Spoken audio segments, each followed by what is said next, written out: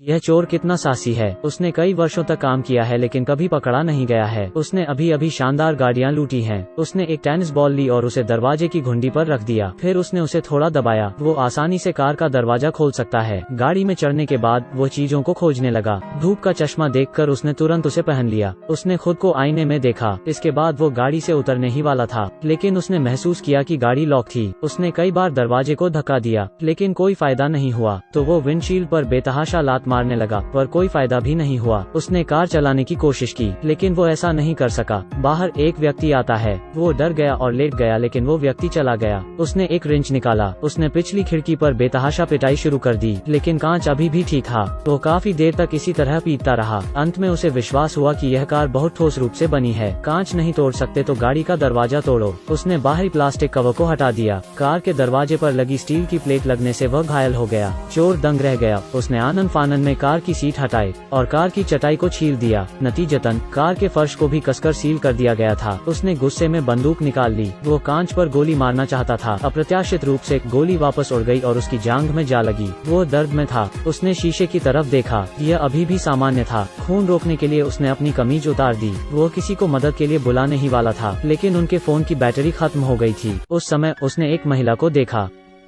वो अंदर से चिल्लाया, लेकिन उसने इसे नहीं सुना और चली गई। शाम को कार में एक टेड्डा दिखाई दिया। चोर उसे मारना चाहता था, लेकिन अंत में उसने ऐसा नहीं किया। उसका जख्म दर्द देने लगा। वो बेहोश हो गया। अगर आप कार में बंद होते, कोई खाना नहीं, कोई पानी नहीं, तुम कब तक आप जीवित रह सकते थे? वो बाहर निकलने की कोशिश में कार का दरवाजा पीटता रहा। अचानक कार में फोन की घंटी बजी। चोर ने फोन उठाया। यह कार का मालिक था। उसने चोर से कहा, उस कार को 35 बार लूटा जा चुका है। आप 36वें व्यक्ति हैं, इसलिए मैंने कार को बहाल कर दिया है। बुलेट प्रूफ शीशा ही नहीं, बल्कि यह गाड़ी ध्वनिरोधी और सुपर टिकाऊ भी है। कार में सभी सुविधाएं मेरे द्वारा नियंत्रित हैं, लेकिन कार की सबसे पतली जगह फ्यूल टैंक है, और अगर आप इसे खराब करते हैं, कार तुरंत फट जाएगी। चोर शाप देने लगा, जब मैं बाहर निकलूंगा तो मैं तुम्हें मार डालूंगा। कार के मालिक ने फोन काट दिया। फिर मालिक ने एयर कंडीशनर चालू किया। चोर को पहले लगा कि यह हवा भी काफी ठंडी है। जब तक तापमान कम और कम नहीं हुआ, उसने महसूस किया कि उसके पास मूल रूप से एयर कंडीशनर के तापमान को समायोजित करने का कोई तरीका नहीं था। वो ठंड से कांप रहा था। उसने जांघों में लिपटी कमीज को झटपट उतार दिया और पहन लिया। उसने एक अखबार के साथ वेंटिलेशन को अवरुद्ध कर दिया। गर्म रखने के लिए उसने अपने शरीर को लपेटने के लिए एक कंबल का इस्तेमाल किया। अचानक एयर कंडीशनर बंद हो गया। कार के मालिक ने फिर फोन किया। उसने पूछा कि क्या चोर अभी भी अभिमानी था। चोर तुरंत शांत हो गया। उसने कहा कि वो जानता था कि वो गलत था। उसे उम्मीद थी कि मालिक उसे कुछ पानी देगा। मालिक ने फिर से फोन कॉल समाप्त कर दिया। उस समय बाहर एक पुलिस वाला था।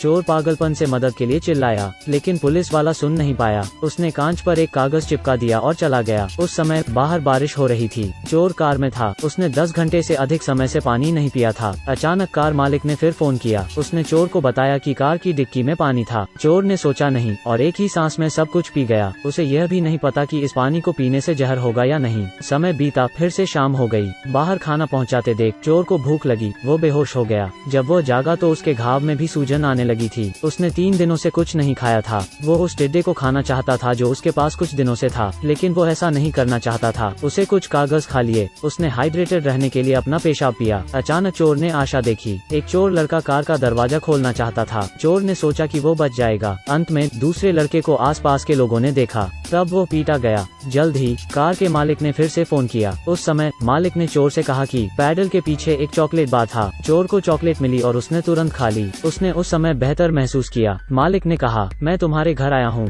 मैंने तुम्हारी पत्नी को कुछ पैसे दिए हैं। मैंने उन्हें बेहतर जीने के लिए कहा है। यह सुनने के बाद चोर ने मालिक से उसके परिवार को नुकसान न पहुंचाने की भीख मांगी। उसने कहा कि वो अब कभी चोरी नहीं करेगा। चोर ने कार चलाने की कोशिश की। अंत में कार शुरू हो गई। वो जल्दी से एक रेस्टोरेंट में आ गया। उसने एक हैमबर्गर खाया। गार्ड आया और उसे पैसे देने के लिए मजबूर किया। उसने बंदूक निकाली और उसे मार डाला। फिर कार में वो अचानक उठ गया। दरअसल सब कुछ बस एक सपना था। चोर खुद को मारना चाहता था और सब कुछ खत्म करना चाहता था, लेकिन बंदूक में एक भी गोली नहीं बची थी। वो न तो जी सकता था और न ही मर सकता था। अंत में कार कार का मालिक दिखाई दिया। वो कार में बैठ गया और बंदूक उसके पास रख दी। उसने एक फोन किया। अचानक चोर ने उस पर बंदूक चला दी। कई दिनों के लिए मोहित किया जा रहा है। अंत में वो कार से बाहर रेंग गया। तभी कार मालिक ने उसका पीछा किया। वो उसे वापस कार में लाना चाहता था। तभी पुलिस ने इसे देखा और उसे हिरासत में ले लिया। जल्दी से बहुत से लोग आ गए। पत्रकार एवं वार्ताकार उपस्थित थे। विशेषज्ञ वार्ताकार ने कार मालिक से कहा, यदि आप एक चोर को मारते हैं, आप कुछ नहीं बदल सकते। आपको अपने परिवार के लिए सोचना चाहिए। अंत में मालिक ने चोर को जाने दिया। इसके बाद वो कार में सवार हो गया। कुछ देर बाद कार में विस्फोट हो गया। बहुत से लोग नहीं जानते थे कि उसने ऐसा क्यों किया। चोर ने क्षमा प्रार्थी महसूस किया।